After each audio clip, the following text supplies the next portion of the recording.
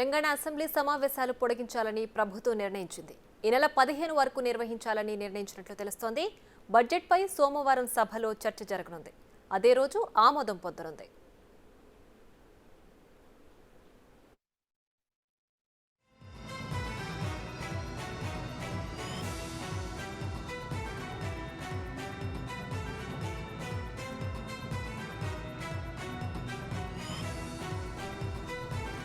ఇక ఇదే అంశానికి సంబంధించి మరింత సమాచారం మా deputy bureau chief Sadiq phone line లో అందిస్తారు. సాదిక్, చెప్పండి, 15 వరకు అసెంబ్లీ సమావేశాలు పొడిగించనున్నట్లుగా తెలుస్తోంది. దీనికి గల ప్రధాన కారణాలేంటి? మొదటగా 12కే ముగించాలి అని నిర్ణయించుకున్నారు కదా, పూర్తి డీటెయిల్స్ ఏంటి?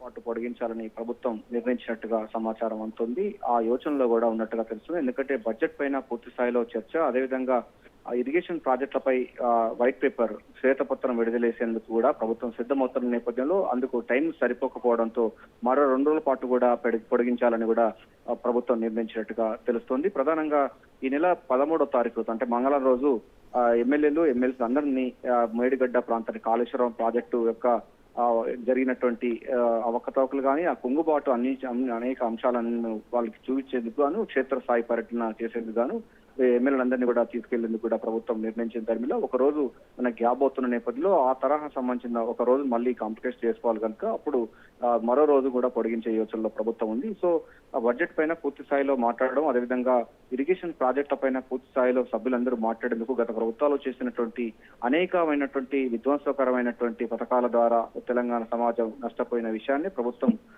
ఏం చేయబోతుంది, ఏం జరిగిందన్న పైన కూడా అవగతం చేసుకునేందుకు సభా వేదికను ఉపయోగించుకోవాలని అందరూ సభ్యులు మాట్లాడేందుకు అవకాశం ఇచ్చే లక్ష్యంగా మరో 2 రోజుల పాటు కూడా అసెంబ్లీ సమావేశాలు పొడిగించే అవకాశం ఉన్నట్టుగా తెలుస్తుంది. ఈ నెల 15 వరకు కూడా పొడిగించే అవకాశం ఉంది. 15 రోజు అప్రాపరేషన్ బిల్లు, ద్రవ్య వినిమయ బిల్లును ఆమోదం తెలుపనుంది. సో ఈ నెల 15 వరకు కూడా తెలంగాణ అసెంబ్లీ బడ్జెట్ సమావేశాలు కొనసాగే అవకాశం ఉన్నట్టుగా తెలుస్తోంది. Right Sadiq, thanks for the updates.